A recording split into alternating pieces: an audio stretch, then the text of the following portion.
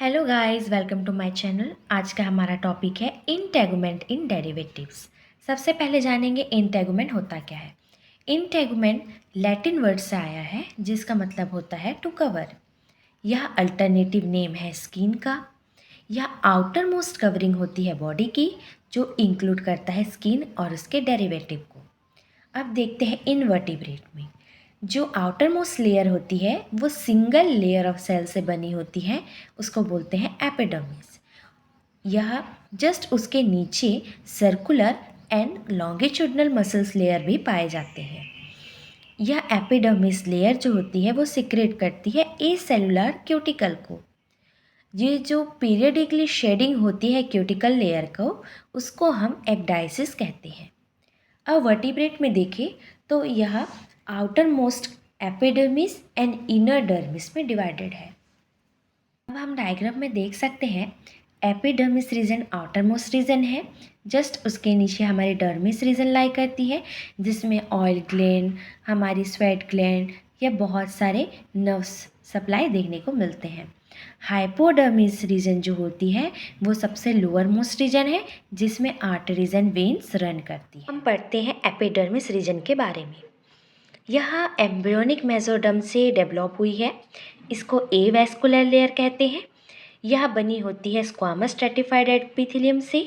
इसका जो lower most reason होती है वो बनी होती है कॉलमुलर सेल से। यहाँ पर जो लेयर बनता है उसको हम स्ट्रैटम जर्मिनेटम भी कहते हैं। आउटर रीजन जो होती है वो स्क्वामस सेल से बना रहता है और इसको हम स्ट्रैटम कॉर्नियम कहते हैं।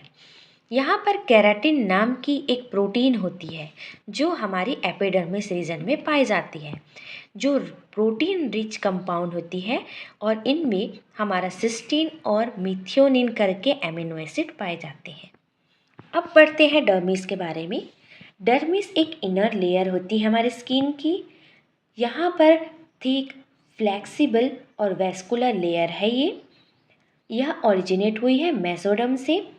यहाँ पर हम लोग की फाइब्रस कनेक्टिव टिश्यू पाए जाते हैं, नर्व फाइबर पाए जाते हैं, सेंसरी कॉर्पस्कल भी पाए जाते हैं।